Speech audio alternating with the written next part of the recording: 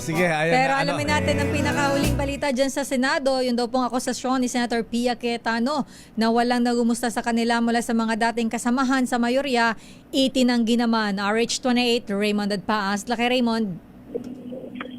Israel, Mayor Maring itinanggi ng mga dating kasamahan ni Senator Pia Cayetano sa majority ng panahon ni dating Senate President Vicente Tito Soto III na walang nangumusta sa kanila noong gabi na nagkaroon ng putukan sa Senado. Ayon kay Senator Erwin Tulfo, may kopya siya ng kanilang group chat sa WhatsApp na nagpapakita na kinumusta sila ng mga dating kasamahan sa mayorya. Kasama sina Senador Kiko Pangilinan, Bam Aquino at Sherwin Gatchalian. Sabi ni Tulfo, ang kanyang message ay ipinadala niya 9:57 ng gabi. Sumagot si Senador Camille Villar na kasama sa grupo na ngayon ng bagong majority na nasa Senado noong panahon na yon at sinabing, "Thank you, we are all okay." Nagtataka si Senador Erwin kung bakit hindi nabasa ito ni Senator Pia, kaya ganun na lang ang kanyang hinagpis sa Senate plenary kagabi. Bagamat naintindihan o muna niya ang pakiramdam ni Senator Pia dahil sa trauma na kanilang pinagdaanan. Sinungalingan din ni Tulfo ang akusasyon na alam ng minority ngayon na may gulo kaya sila maagang nagsialisan. Dahil Martes ay naabisuhan sila na may all Senators Caucus, ngunit noong Miyerkules ng hapon ay binago ng opisina ni Senate President Alan Peter Cayetano at sinabing majority caucus na lang dahil pag-uusapan ang mga committee chairmanships kaya't maaga silang umalis. Para kay Senador Erwin, hindi maaaring basta nilang palampasin ang nangyari at kailangan itong maimbestigahan. Mula sa Senado, Muna, Raymond. Huwag kang magpapaalam, Raymond. Ayan, ano ang latest? Ayan na. May pagbabago ba ng liderato ng Senado? Abay, mukhang sabi ng ating bubit, parang hindi raw tatantanan ang SP Alan Peter Cayetano. Maraming pag-uusap, Mayor. Pero wala pang napagkakasunduan. Mabigat yata yung hinihiling nung gusto maghudas. Ano bang kanyang kahilingan, Lakay? In exchange of? Siyempre, amin ang Senado. Ayan. Babalik Inyo sa ang Kongreso. Ayan na. Amin ang akin ang mayorya. Ayan. Ganun lang eh. Iba nga naman. Kaya medyo maraming usapan dito, Mayor, pero yun na nga, hindi magkasundo kung paano at kung sino ang itatalaga na maging Senate President kung sakasakali at makakuha ng para makakuha ng numero at palitan si Senate ngayon ay Senate President Alan Peter Cayetano. Ayan, sige, abangan natin yan ha. Huwag kang walang tulugan ito, Raymond ha. Ayan. At abangan mo rin, baka bigla may mag-resign. Oo. Tagal naman. Sige. O nga pala, pakisabi kay Senator Bongo, ayan, sa kanya ulit ang health Senate Committee on Health, ha?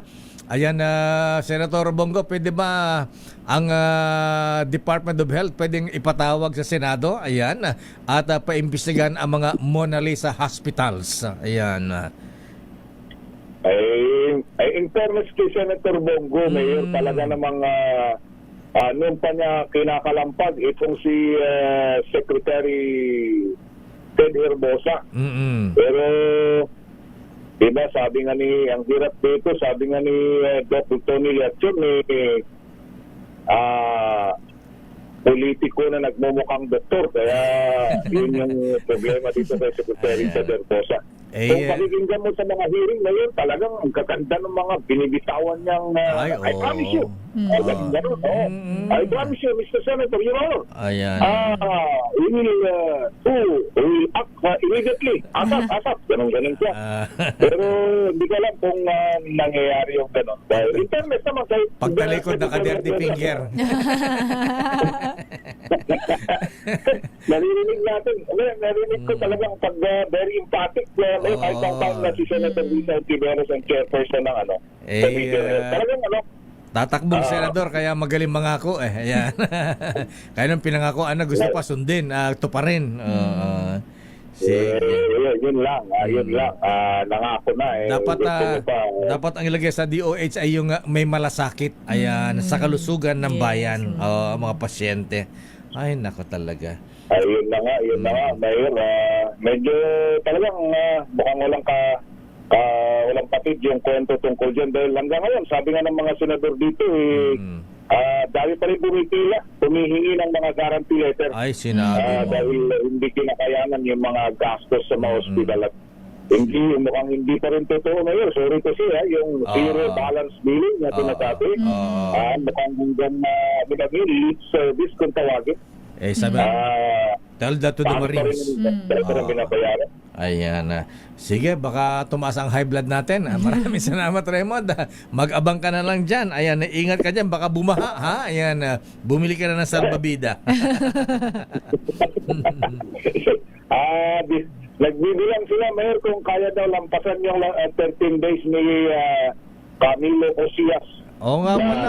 Wow. Bukas 10 days na. Ayan, kung bibilangin yung session days, ayan, ang pagbabasehan ay session days. Ayan, okay. Pero dahil walang session ngayon, so Monday ulit, Mayor. Monday ulit ang ating Monday ulit ang pag-uusap sa mga pagkakataon ito. In the meantime, dahil nga walang nabuwag yung mga committee at nagkapalit-palit ng chairmanship, wala munang nakaschedule na hearing sa araw na ito sa iba't ibang mga committee sa Senado. Ito si RH Swerte, Raymond Dapas para sa DTRH, uno sa Pilipinas, uno sa Pilipino. Maraming salamat, Raymond Dadpas.